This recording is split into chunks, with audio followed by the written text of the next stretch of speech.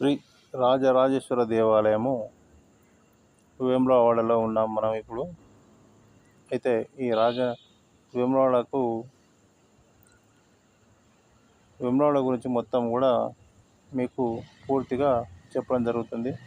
మీరు ఎక్కడ కూడా స్కిప్ చేయకుండా చూడండి, లాస్ట్ వరకు, చివరి వరకు చూస్తేనే మీకు వేములవాడ చరిత్ర అనేది మీకు అర్థమవుతుంది. ఇలా కొన్ని ముఖ్యమైన పాయింట్లు అనేవి మీకు చెప్పడం జరుగుతుంది. సరే, ఇక మనం మ్యాటర్లోకి వచ్చేద్దాం. వేములవాడ అనేది మన తెలంగాణ రాష్ట్రంలోనే రాజన్న సిరిసిల్ల జిల్లాకు సంబంధించినది. వేములవాడ మండలానికి చెందిన ఇది పురపాలక శాఖ సంఘం పట్టణ పరిపాలన నిర్వహిస్తున్నారు.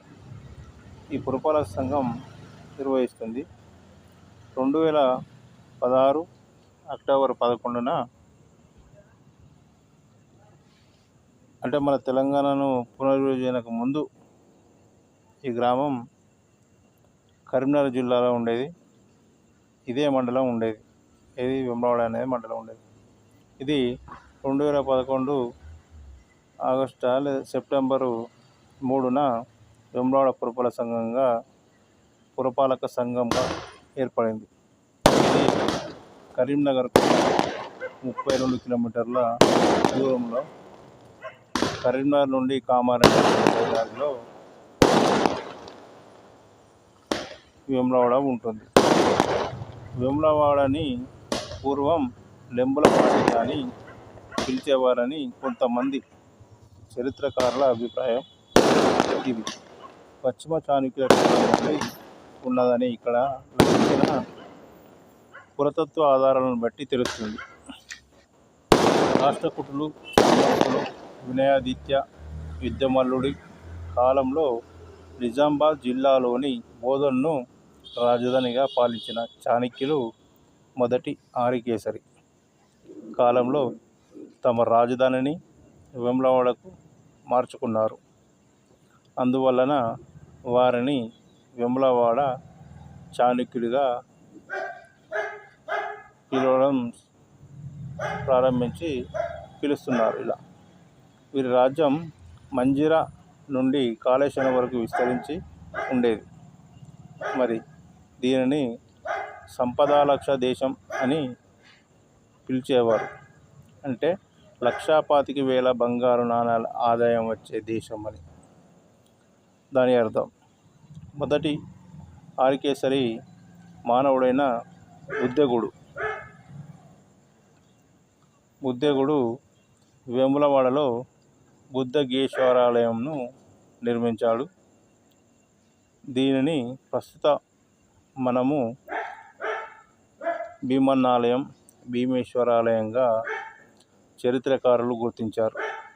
రెండవ నరసింహుడు వేములవాడలోనే జైన చౌముఖిల చెక్కించాడు. రెండవ ఆరికేసరి వేయించిన వేములవాడ సంస్కృతి శాస్త్రాల ప్రకారం అతని రాష్ట్రకూట రాజైన 4వ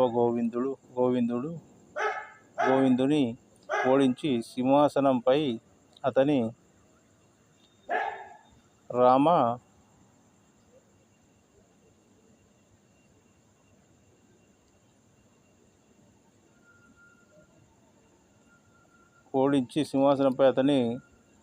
దాయాది అయిన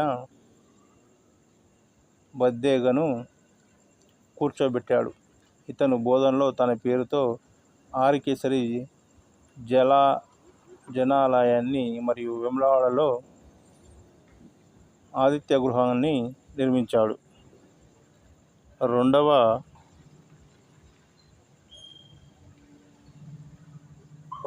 బుద్ధేగుడు భద్రదేవుడు. వేములవాడలో ప్రసిద్ధ జైన సమయాచార్యుడైన సోమదేవరుని సూరి కొరకు శుభధామ జినాలయంను నిర్మించి రేపాక అను గ్రామాన్ని ఆలయం కొరకు దానం చేశాడు. దీనిని ఇంకా గుర్తించవలసి ఉంది. వీరి కాలంలో కన్నడ ఆదికవిగా పేరు ప్రఖ్యాతులుగాంచిన కవి పంప, ఇతని సోదరుడు జనవల్లభుడు, మరొక కవి ఎల్లియా రేచనుడు ఉండేవారు. పంప కవి జైన మత అవలంబి. ఈయన మొదటి తీర్థంకరుడైన ఆదినాథుడు వృషభనాథుడు. ఓకేనా, అర్థమవుతుంది కదా, మంచిగా వింటున్నారు కదా. ఓకే, పేరుతో అది పురాణము. విక్రమార్జున విజయం అనే రచనలు